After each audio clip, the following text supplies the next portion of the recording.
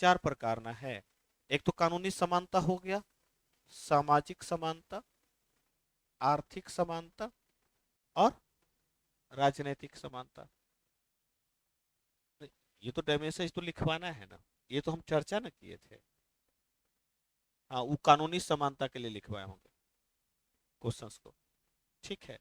अच्छा, सामाजिक समानता से यदि तात्पर्य, तो मैंने कहा ना समानता से तात्पर्य क्या है? विशेषाधिकार की समाप्ति। विशेषाधिकार की समाप्ति, यही ना है समानता से तात्पर्य। विशेषाधिकार की समाप्ति यानी किसी को भी विशेषाधिकार प्राप्त नहीं होगा। यानी कि सामाजिक समानता में यानी समाज के सभी वर्ग या लिंग, जाति, किसी के आधार पर भेद नहीं होगा, यानी कि सबको समान माना जाएगा।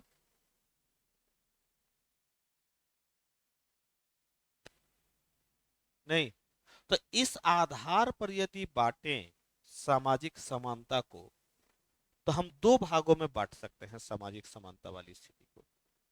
इस स्थिति में पहला भाग जो है, एक है लैंगिक समानता और एक है जातिगत समानता। दो भागों में बांट सकते हैं। लैंगिक समानता का मतलब, अच्छा, बड़ा कंफ्यूजन है। लैंगिक समानता और सेक्स रेशियो में कंफ्यूजन है। ये दो अलग अलग बातें हैं। क्लियर? लैंगिक समानता का मतलब है, यहां देखिए, जब मैं समानता की बात कर रहा हूं, लैंगिक समानता की बात कर रहा हूं, न कि मैं बात कर रहा हूं सेक्स रेशियो की। ये नहीं है। इन दोनों में अंतर समझिए क्या है। सेक्स रेशियो बायोलॉजिकल अवधारणा है, बायोलॉजिकल है, जैविक अवधारणा है। इसका मतलब है पुरुष प्लस महिलाओं की संख्या है, पुरुष तथा महिलाओं की संख्या है। यानी कि 1000 पुरुषों पर कुल कितनी महिलाएं हैं, कुल कितनी महिलाएं। इससे समानता प्रदर्शित नहीं होती है, इससे संख्या प्रदर्शित होती है। ठीक है। यह कहीं पर भी बराबरी की बात नहीं करता है, बराबरी की बात नहीं करता है। इसका मतलब ये नहीं कि 1000 पुरुषों पर महिलाओं की संख्या 1026 हो जाए। तो इसका मतलब ये नहीं कि एक यहाँ पर महिला सबसे सुदृढ़ है, ये कतई नहीं हो सकता।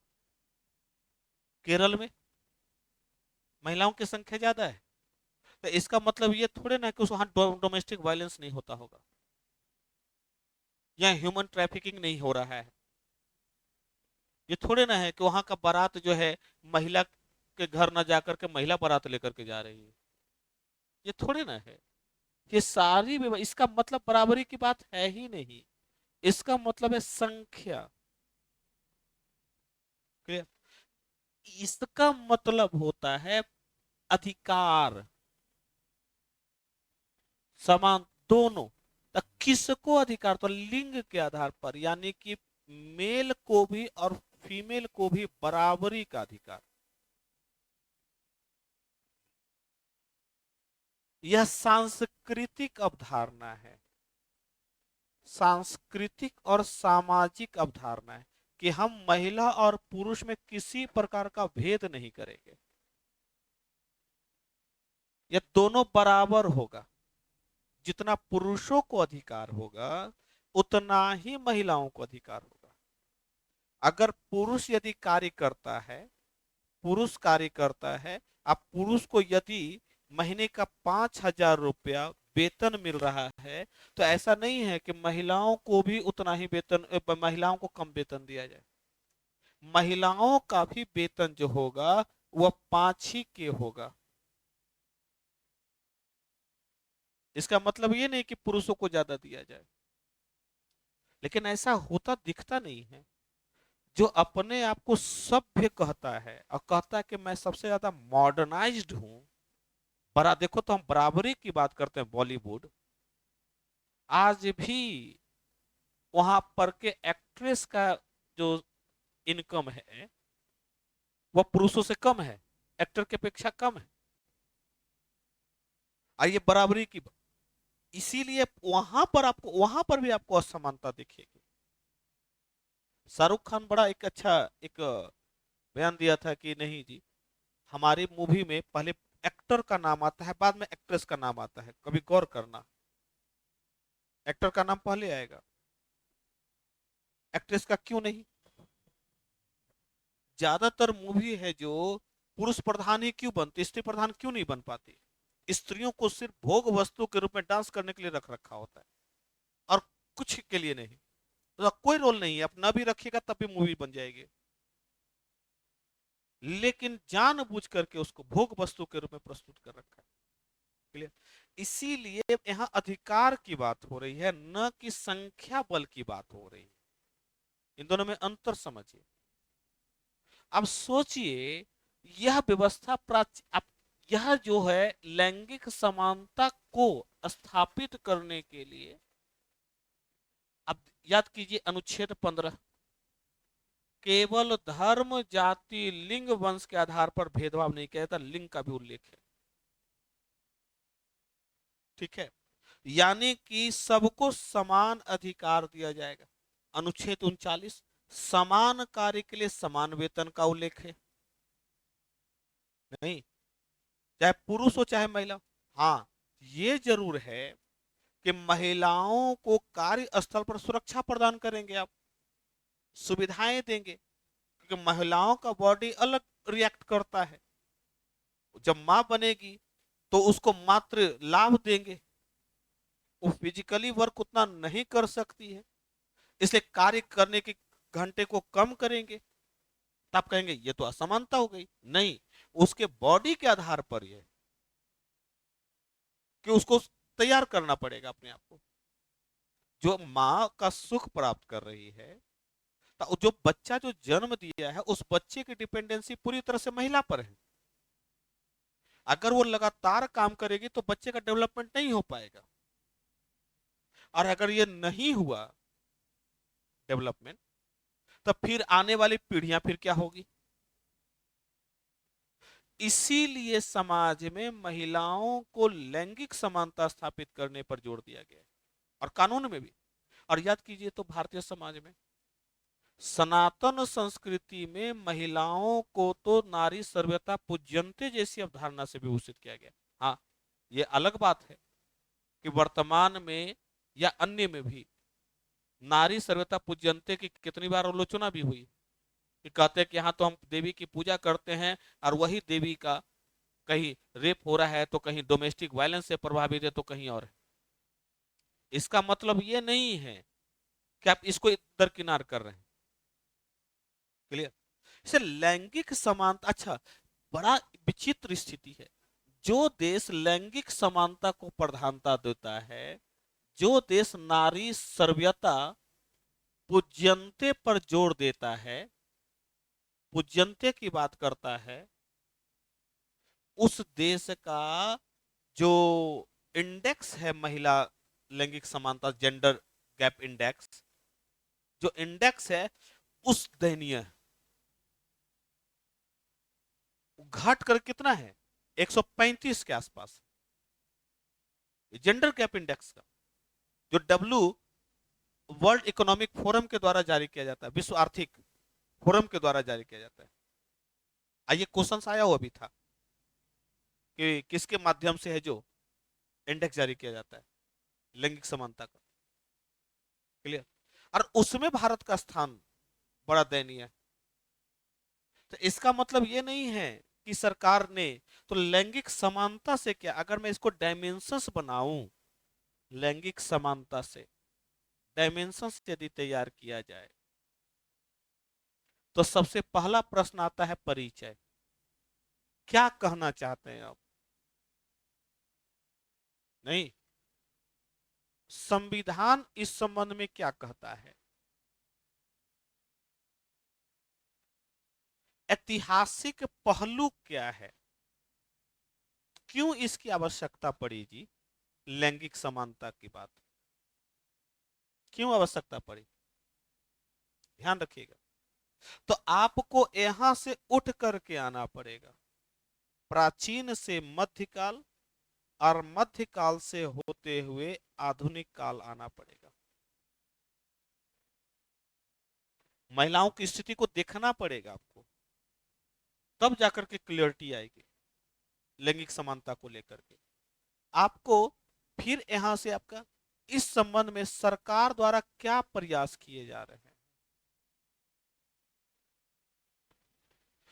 वर्तमान स्थिति क्या है, वर्तमान स्थिति क्या है लैंगिक समानता स्थापित करने हेतु। तब प्रयास में मतलब क्या, तो केंद्र सरकार द्वारा कौन सा प्रयास किए जा रहे हैं, राज्य द्वारा कौन सा प्रयास किए जा रहे हैं, ध्यान रखिएगा। और इस समय में कौन सा अधिनियम बने हैं प्रयासों के दौरान, अधिनियम, सुप्रीम कोर्ट का निर्णय क्या है, कौन से वाद हैं, ध्यान रखिएगा। यह अपने आप में ग्रंथ लिए हुए है। इसका मतलब ये नहीं था कि 15 और 16 पढ़ करके निकल गए और 15 में सिर्फ ये लिख दिया है जी कि 15(3) में कि महिलाओं के या बच्चों के विकास करने के लिए राज्य है जो प्रावधान करेगा। तो कौन से प्रावधान करेगा, नहीं, अधिन यह बात कितना लाभ, यह अब तक कितना, तो चुनौतियां क्या है इस संबंध में, क्लियर। और इसका अंत में समाधान आप क्या देंगे। अच्छा, अब इससे तीनों क्वेश्चंस आसानी से बन जाएगा, उठा करके देखो इस क्वेश्चंस को। मैं बार बार इसका कहता हूं कि आप जब पढ़ेंगे तो उसको जरूर देखेंगे, क्लियर। इससे शॉर्ट नोट्स भी आसानी से बन जाएगा, इससे बाहर नहीं पूछ, अगर इससे पूछा जाएगा तो यहीं से आएगा, इससे लॉन्ग क्वेश्चंस बन जाएगा आसानी से, और इससे ऐसे का भी क्वेश्चंस पकड़ा जाएगा, इससे बाहर है ही नहीं, है ही नहीं, क्लियर। इसे जब आपको देखना होगा ना तो इसी पहलू के रूप में देखिएगा। अच्छा, जिस देश की जनसंख्या, जिस देश की जनसंख्या में अगर 2011 की जनगणना मानो, जनगणना के आंकड़ों को देखिएगा तो 52% पुरुष है, 52, और 48% महिला है, ठीक है। यानी कि एक मोटा मोटी बराबरी का स्थिति है। और जिस देश की जनसंख्या, आधी जनसंख्या पीछे है, नहीं, जिस देश की आधी जनसंख्या को अधिकार नहीं मिलेगा बंधु, रोजगार में शामिल नहीं रहेगी, या शिक्षा से वंचित रहेगा, स्वास्थ्य से वंचित रहेगा, नहीं, उसको महिला को अधिकार नहीं मिलेगा, उस देश का कभी विकास नहीं होगा। यदि आत्मनिर्भर भारत का सपना 2047 तक देख रहे हैं और एसडीजी के 5वें आयाम को देख रहे हैं जेंडर इक्वालिटी पर, ठीक है, इसलिए एसडीजी में भी शामिल है ये बातें, लैंगिक समानता। और एसडीजी के यदि लक्ष्य को देख रहे हैं, ठीक है, आप प्लस आत्मनिर्भर भारत की संकल्पना को देख रहे हैं, तो मान के चलिए जी कि आप इसके बिना नहीं चल सकते। आधी जनसंख्या है जी, आपको रोजगार देना पड़ेगा, आपको शिक्षा देना पड़ेगा, आपको स्वास्थ्य सुविधा देना पड़ेगा, नहीं, यहां तक कि राजनीतिक स्थिति में भारत में लंबे समय तक, अभी हाल ही में नारी शक्ति बंधन अधिनियम पारित हुआ है, नहीं, और नारी शक्ति वंदन अधिनियम में महिलाओं को अधिकार दिया गया है राजनीतिक, और उसमें निम्न सदन में, निम्न सदन में सदस्य संख्या निर्धारित की गई है कि इतने सदस्य संख्या बढ़ गया है, क्लियर। अब जाकर के हुआ है, 75 वर्ष के बाद जाकर के हुआ है, स्वतंत्रता प्राप्ति और संविधान के लागू होने के बाद, और वो भी कितना मान मनौवल और कितने समस्याओं से जूझते हुए, 58 मत, मतलब उसमें भी 50% नहीं है, मात्र 33%। और जबकि जनसंख्या 50% जनसंख्या का वो प्रतिनिधित्व कर रही है, और उसमें भी आप जो दे रहे हैं वो रोते धोते आप दे रहे हैं। बात वही थी ना कि लोकसभा से कई बार पारित हुआ, राज्यसभा नहीं गया, पहले दो दो बार ऐसा हुआ इस विधेयक के संबंध में। तो जब तक 50% जनसंख्या को साथ नहीं लीजिएगा, इस अवधारणा को पारित, इस अवधारणा को लागू नहीं करवा पाएंगे आप। क्लियर? से आत्मनिर्भर भारत या एसडीजी की संकल्पना को करना होगा तो आपको, अच्छा संविधान को देखिए, क्योंकि मैंने कहा ना कि भारत में तो प्राचीन काल से और सनातन धर्म में तो आप देखिए सारे शक्ति का केंद्र देख लीजिए, शक्ति का केंद्र देखिए। आप पुरुषों को देखिए, सारे पुरुषों के पास हथियार हैं, देवताओं के पास, लेकिन सबके पास सिंगल हथियार है। एक कॉमन चीज गौर करो, शिव के पास त्रिशूल, विष्णु के पास सुदर्शन, सिंगल हथियार है। नव दुर्गा के पास देखो, शक्ति का केंद्र बिंदु है वो, और सारे हथियारों की मालिकिन है। शक्ति हमेशा, शक्ति का केंद्र बिंदु हमेशा देवियों को माना गया है। इसे शक्ति, दुनिया में शक्ति की ही पूजा होती है, इसलिए केंद्र में देवियां हैं। ध्यान रखिएगा, इस सनातन धर्म में इसीलिए देवियों को उच्च दर्जा प्राप्त है। नहीं, इसलिए देखिएगा देवियों को अलग अलग, सरस्वती अब विद्या के रूप में, लक्ष्मी के रूप में, शक्ति के रूप में, देवताओं को नहीं रखा गया है, देवियों को रखा गया है। सनातन धर्म की मैं बात कर रहा हूं। क्लियर? और उनके नामकरण भी देखना, पहले पुरुष का नाम नहीं आता है, महिलाओं का नाम पहले आएगा। सीताराम, राधेश्याम, नहीं, तो पहले आए। इसका कारण यही है बंधु कि भारत में महिलाओं को उच्च दर्जा प्राप्त था। और सिंधु सभ्यता की स्थिति देखिए कि सिंधु सभ्यता में तो मात्र प्रधान व्यवस्था थी, सिंधु सभ्यता में तो मात्र प्रधान व्यवस्था थी। वहां के मुद्राओं से पृथ्वी के गर्भ से निकलता हुआ पौधा दिखाया गया है। नहीं, अब गर्भ का मतलब है जहां से निकलता तो मात्र होगा, मात्र प्रधान सभ्यता थी। इसीलिए जहां, अच्छा महिलाओं का जहां अधिकार होगा ना बंधु, वहां युद्ध नहीं होगा, वहां युद्ध नहीं होगा। समस्या की जड़ वहीं से शुरू हुई, सिंधु सभ्यता में। इसलिए युद्ध के साक्ष्य नहीं मिलते। हाँ, एक जगह नरसंहार के साक्ष्य मिलते हैं, मोहनजोदड़ो में नरकंकाल मिला है, तो कहा गया कि हाँ, जब आर्यों का आक्रमण हुआ। सिंधु सभ्यता का, इसलिए सिंधु सभ्यता में आपको हथियार नहीं मिलेंगे, क्योंकि जहां महिलाएं होंगी वहां शांति होगा, युद्ध नहीं होगा। इसे सिंधु सभ्यता में हथियार नहीं होगा बंधु, हथियार नहीं है सिंधु सभ्यता। इस सिंधु सभ्यता में आपको विकास प्रक्रिया बहुत ज्यादा दिखेगी, बहुत ज्यादा दिखेगी। मैं ये नहीं कह रहा कि क्योंकि इसका कोई प्रमाण नहीं है कि वहां का जो शासन व्यवस्था महिलाएं संभालती थी, इसका कोई प्रमाण नहीं है, लेकिन ये जरूर है, इनसे ये प्रमाणित होता है कि महिलाओं को विशेषाधिकार प्राप्त था। क्लियर?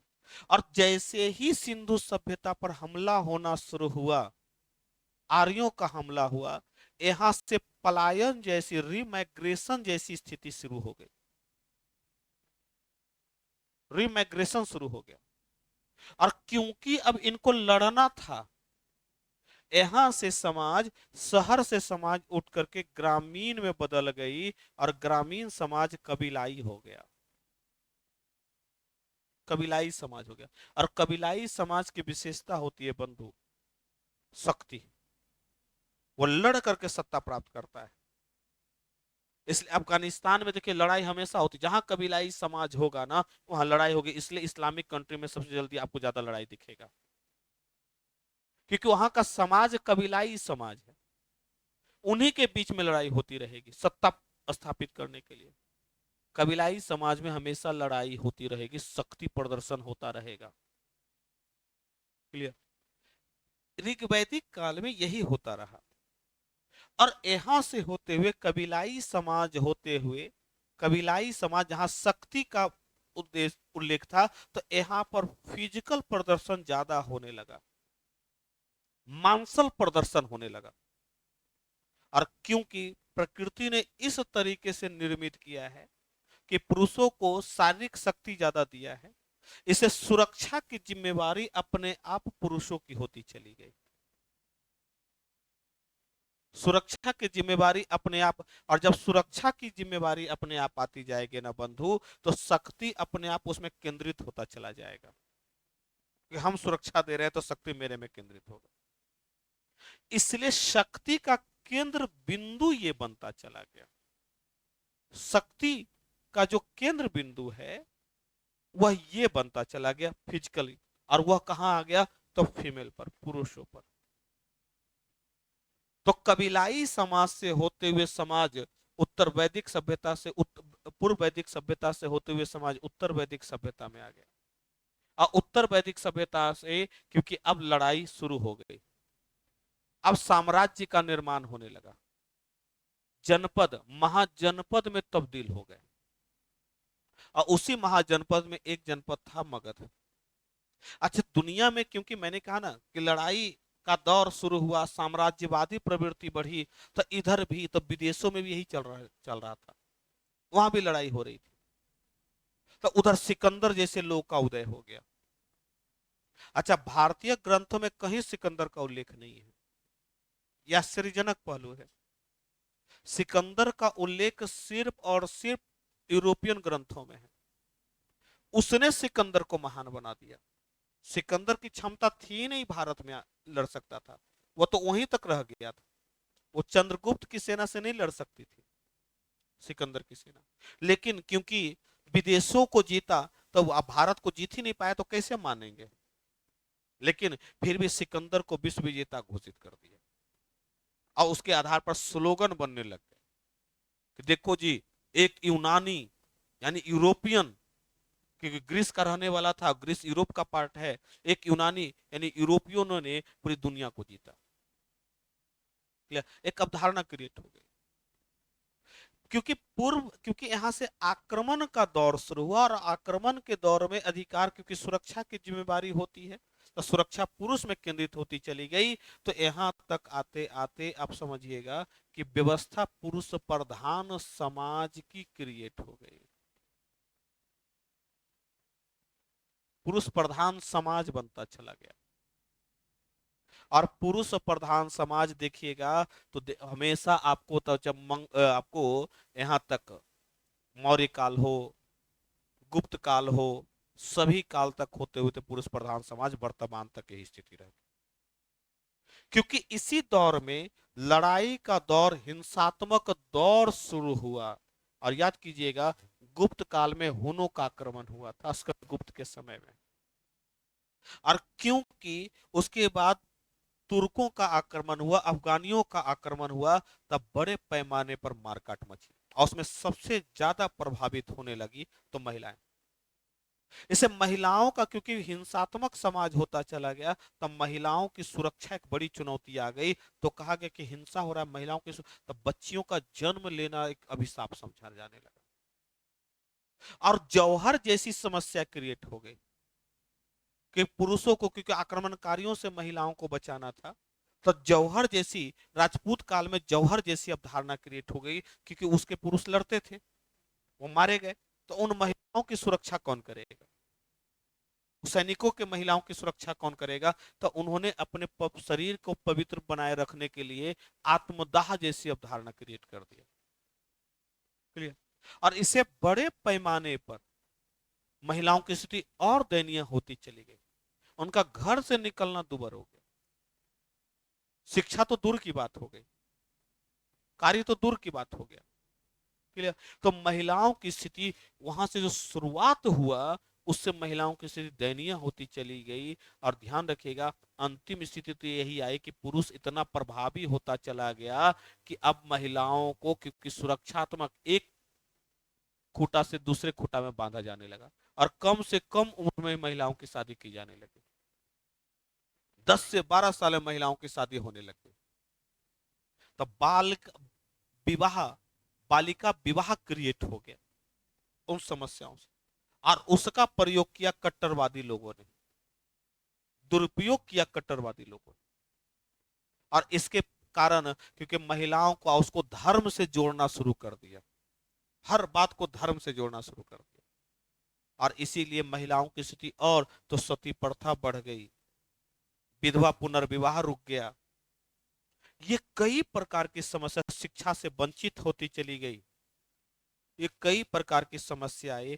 इसी समस्या को कई सामाजिक सुधारकों ने ये सुधार करने की कोशिश की। चाहे राजा राम मोहन राय के रूप में सती प्रथा का अंत करने के लिए बनाया गया, चाहे वह ईश्वर चंद्र विद्यासागर द्वारा विधवा पुनर्विवाह के लिए प्रयास हुआ, ज्योतिबा फूले के द्वारा है जो आपको स्त्री शिक्षा पर जोर दिया गया। और इसीलिए इन्हीं सब के प्रयासों से 1854 के वुड डिस्पैच में महिलाओं की शिक्षा पर भी जोर दिया गया। लेकिन मैंने कहा ना, इतनी समाज में जो जड़ता इतनी जल्दी खत्म थोड़ा ना होनी थी। तो कई अधिनियम बने। शारदा अधिनियम 1929 का इसी संबंध में था। लेकिन इसको बढ़ाने में गांधी की बहुत महत्वपूर्ण भूमिका रही। और गांधी जी ने अपने प्रत्येक आंदोलनों में महिलाओं को हिस्सेदारी करने के लिए बड़ा जोर दिया। इसलिए गांधी को सहारा देने के लिए हमेशा देखिए मीरा खड़ी रही, जो उनकी गोद ली हुई बेटी थी। ठीक। और हमेशा वह महिलाओं के कंधे पर ही आगे, पता था कि अगर महिलाएं आगे बढ़ेगी, ठीक है, तो समाज बढ़ेगा। इसे देखिएगा, प्रथम असहयोग आंदोलन में भी महिलाओं ने ताड़ी विद्रोह के रूप में बड़ा व्यापक अपना समर्थन दिया। सविनय अवज्ञा आंदोलन में भी महिलाओं ने बड़ा व्यापक समर्थन दिया। और एनी सरोजिनी नायडू के नेतृत्व में तो बड़े पैमाने पर कारवां चल गया था। नहीं तो एक बड़े पैमाने, आप क्रांतिकारी आंदोलनों में भी महिलाओं का बड़ा योगदान रहा। इसे दोनों वर्ग अब खड़ा हुआ स्वतंत्रता के लिए। पुरुष वर्ग तो था ही, और साथ साथ महिला वर्ग भी अब खड़ी हो गई, अब से कंधा मिला करके चल रही थी। लेकिन समाज का इतना जड़तापूर्ण समाज इसको जल्दी स्वीकार नहीं कर हो सकता था। इसलिए इसकी संख्या आपको कम ही नजर आएगी। लेकिन हाँ, इनडायरेक्टली रूप से अपने बेटियों को, अपने पुत्रों को, अपने भाइयों को, अपने पिताओं को जरूर एक मोटिवेट करने का काम किया और लोगों को भेजा। आप महिलाओं के, मैं एक इंटरव्यू पढ़ रहा था, आप महिलाओं की स्थिति को आप समझिए कि पुरुष नहीं चल सकता है बिना महिला के, संभव ही नहीं। पुरुष कितना भी थक हार करके आ जाए बंधु, बाहर से गाली सुन करके आ जाए, पीट पिटा करके आ जाए, लेकिन अंतिम आप घर आता है तो उस जो मानसिक, जो उसको जख्म लगा है, उस पुरुष को जिस मानसिक जख्म से वो प्रभावित हुआ है, उस मानसिक जख्म को भरने का काम घर की महिलाएं करती, चाहे वो माँ हो, बहन हो, पत्नी हो। और फिर अगले दिन के लिए वो तैयार करती है उसको। वो फिर अगले दिन तभी वो सरवाइव कर सकता है। संभव ही नहीं है, हो सकता कि अकेले डेली वो सरवाइव, मानसिक जख्म को नहीं सह पाएगा पुरुष।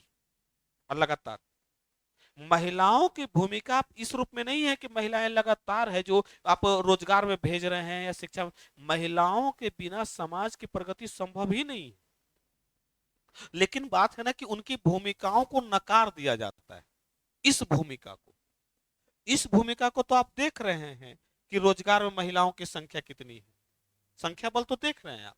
शिक्षा में महिलाओं की संख्या कितनी है?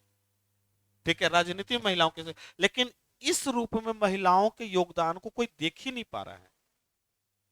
तो गृहिणी के कार्यों को कभी जीडीपी में नहीं जोड़ा जा रहा। 365 हो दिन, जिस दिन ना काम करे ना, पता चल जाए, जिस दिन माँ काम ना करे या पत्नी काम ना करे, खाना ना मिले, उस अगले दिन तैयार नहीं हो सकता है बंधु, ये संभव ही नहीं है। उस तैयार करने, उसे लड़ने के लिए जो तैयार करती है ना, वो महिलाएं ही है, कि उसके मानसिक जख्म को भरती है। लेकिन इसको मान्यता ही नहीं मिला है। क्लियर? और यही विवाद का विषय है।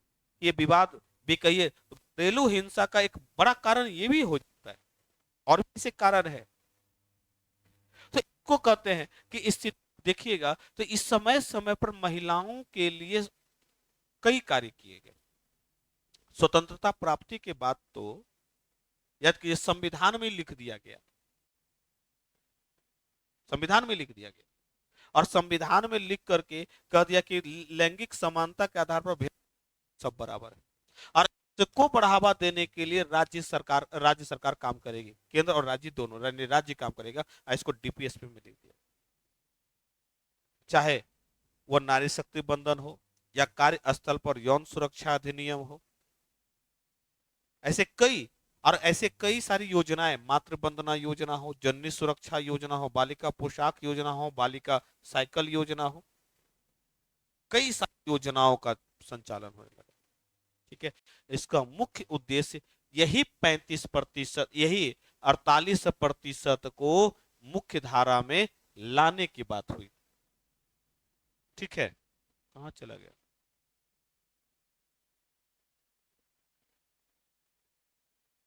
क्लियर? यही, यानी 50% को मुख्य धारा में लेकर के लिखिए।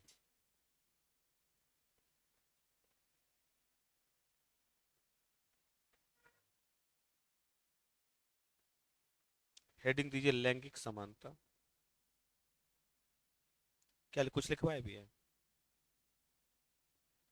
डायमेंशन जरूर लिखिए जी, बिना डायमेंशन के सब बेकार हो जाएगा पढ़ना लिखना, ये जरूर लिखो।